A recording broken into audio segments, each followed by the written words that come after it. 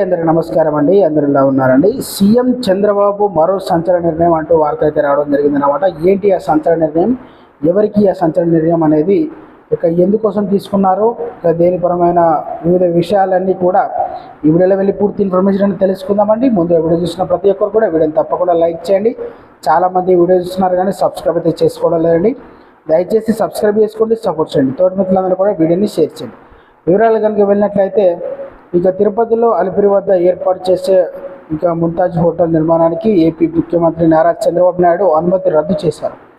ఈ నిర్ణయంపై భక్తులు సర్వత్రా హర్షం వ్యక్తం చేస్తున్నారన్నమాట. అయితే ముంతాజ్ హోటల్ నిర్మాణానికి వ్యతిరేకిస్తూ అనేక హిందూ సంస్థలు ఆందోళన చేసిన విషయం తెలిసిందే. హిందువుల మనోభావాలను అర్థం చేసుకున్న సీఎం చంద్రబాబు ఈరోజు అలిపిరి వద్ద ఉన్న 35 ఎకరాల స్థలాన్ని టీడీటీకే కేటాయిస్తున్నట్టు నిర్ణయం తీసుకున్నారు. అలిపిరి వద్ద చంద్రబాబుకు హిందూ సంస్థల ప్రతినిధులు పాదాభివందన కార్యక్రమం చేపట్టారు. కొబ్బరికాయలు కొట్టి హిందూ సంఘాల ప్రతినిధులు మొక్కులు తీర్చుకుంటున్నారు. నడిచి వెళ్తున్న భక్తులకు స్వీట్లు పంపిణీ చేశారు. చంద్రబాబు తమ మనువడి పుట్టినరోజు సందర్భంగా తిరుమలకు వచ్చారు. తిరుమల పర్యటన సందర్భంగా ఈ జీవో రద్దు చేశారు. డిప్యూటీ సీఎం పవన్ కళ్యాణ్ కూడా హిందూ సంఘాల ప్రతినిధులకు కృతజ్ఞతలు కూడా చెప్పడం జరిగిందనమాట.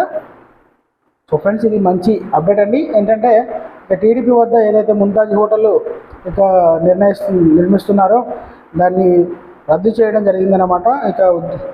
ఏవైతే మనకు హిందూ సంఘాలు ఉన్నాయో అవన్నీ కూడా వ్యతిరేకం తెలపడం వల్ల సీఎం చంద్రబాబు నాయుడు గారు కూడా రద్దు చేయడం జరిగిందనమాట. ఇది మంచి శుభవార్త అండి. సో ఫ్రెండ్స్, వీడియో నచ్చితే లైక్ చేయండి, ఛానల్ సబ్స్క్రైబ్ చేసుకుని సపోర్ట్ చేయండి. Thanks for watching.